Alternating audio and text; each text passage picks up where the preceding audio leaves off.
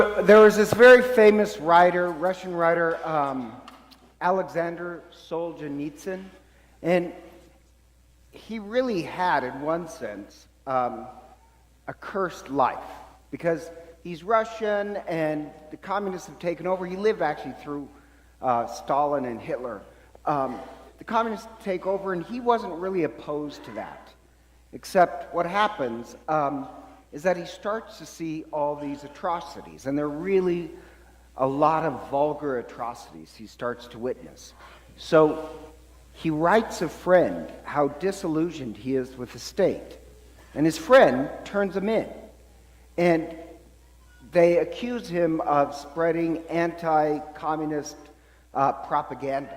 So Stalin has him tortured, forces him to divorce his wife. Then he gets thrown into the gulags, where, in these concentration camps, he was expected to die. And then he also gets cancer. And miraculously, he survives cancer. But he's stuck in the gulag. And in the gulag, he decides that he's going to spend his time opening his eyes.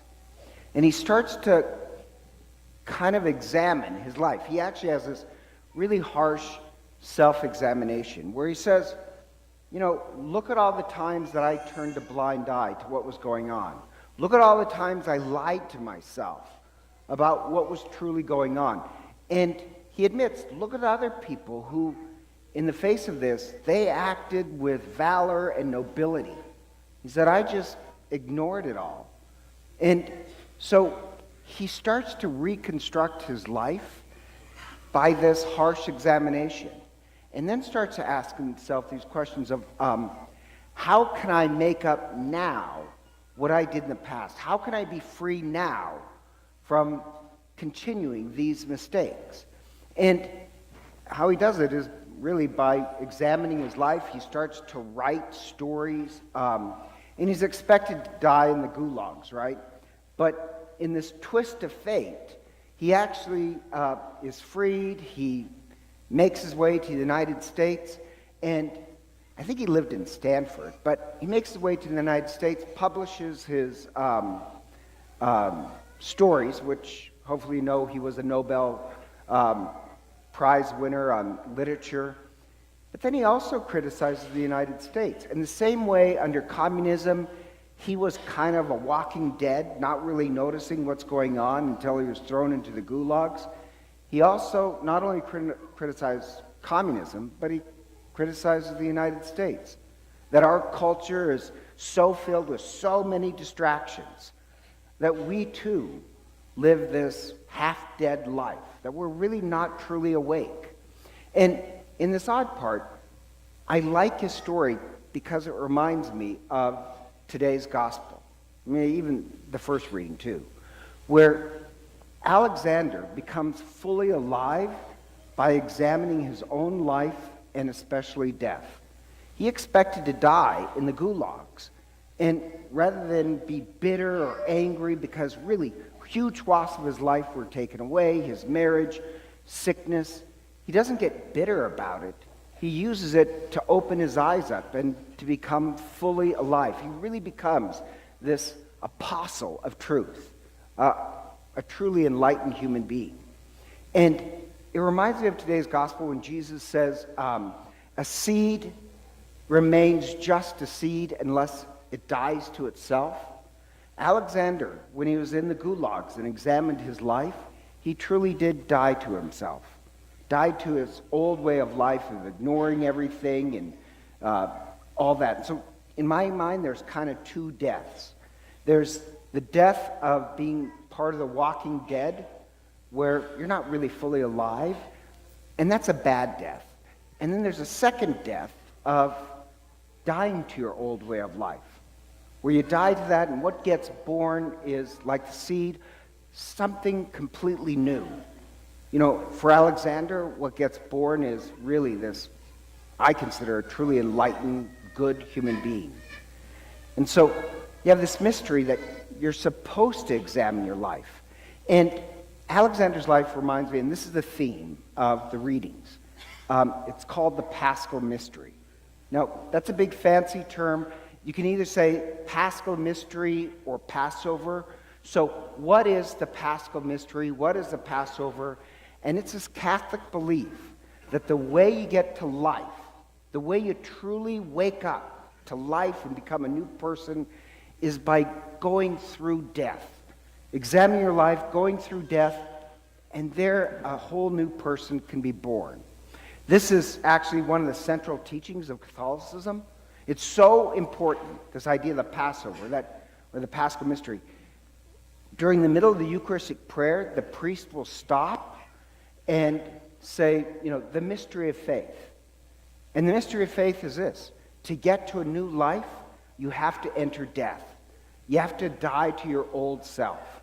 We'd say that's what truly makes you a Christian. I know a lot of people think being a Christian means that you know your catechism or say Jesus is Lord. And I'm not saying that's not one definition, but the central definition is that you've died with Christ and become a whole new person, the way Alexander did. And if you look at all the great saints, all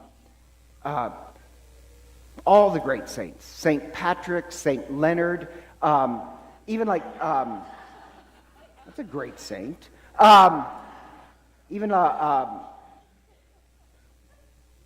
Socrates. We'd say every true enlightened, holy person, they do it by going through death. You can discover it. Or even I was talking to a teacher this week, and this teacher is just a master teacher, a brilliant, great teacher. And so, it sounds kind of strange. I wanted to know what made him a great teacher. And he did get a master's in education, but he said that didn't make him a great teacher. And this is strange, but you know what made him a great teacher? Is that in one of his first years of teaching, he really messes up. He messes up and has to admit it. And just admitting it becomes incredibly vulnerable and raw. And that's when he discovered the real power of being a great teacher. And I want to use that same example of a Christian. You could get a master's in theology, but you don't become a true Christian until you go through death and a resurrection. So we'd say that's the central mystery of faith. That's the mystery of the seed, that it dies to itself and something new is born. We'd say that's the most important part. We want that. And so, as you know, during Lent is a time that we focus on dying to ourselves, our old self. Like Alexander, we want to wake up to true life. So, I know I've mentioned this. During Lent, we have different scrutinies. 2 weeks ago, the scrutiny was, let us see our personal sins. Last week, it was, let us see our social sins. And this week, it's a really hard one. It's about seeing our cosmic sin. And cosmic sin is this. It's not like personal sin. Cosmic sin deals with death and life.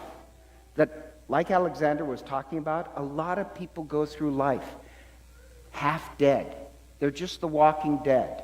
And like him, they close their eyes to anything that upsets them. So it's not like personal sin. They're not robbing banks or cussing or bad-mouthing the priest. It's not those personal sins. It's just this deadness that they participate in. And like Alexander, he really examined his life and woke up to what was important. That's what we're supposed to be doing this week. There's only 10 days left till Easter, isn't that right? I'm not good at math, anyhow. I think there's 10 days. But so this last part, we start to concentrate on the Paschal mystery. We would say you don't have to be thrown into a gulag or anything like that. All the sacraments really do participate in this death and resurrection. You just have to take it serious. Don't wait till you, like Alexander, have cancer and thrown into gulag. We'd say every time you come to Mass, we want to lean into a little bit of the death that's killing us. Lean into what's keeping us blind and part of the walking dead. So over a lifetime, we become fully alive human beings. And in 10 days, we celebrate Easter. Easter celebrates we have become a new creation. When Alexander gets freed from the gulag, not even before he was freed from the gulag, in the gulag, he learned to become a saint. At Easter time, we're celebrating that, the mystery of the seed has happened with us. We become a new creation. Or so, like the first reading, Jeremiah who looks at death, realizes this prophecy, when the Messiah comes, he'll give us new hearts with the law of God, not written on the outside, but written right into our hearts. Our hope is that through really entering into death, a life of self-examination, the prayer of the psalm happens. God creates a new heart in us, full of love. We have 10 days, and so we want to take serious the remaining days to really examine our life. Make sure we're not part of the walking dead, that our hearts really have truly woken up to the great mystery of life.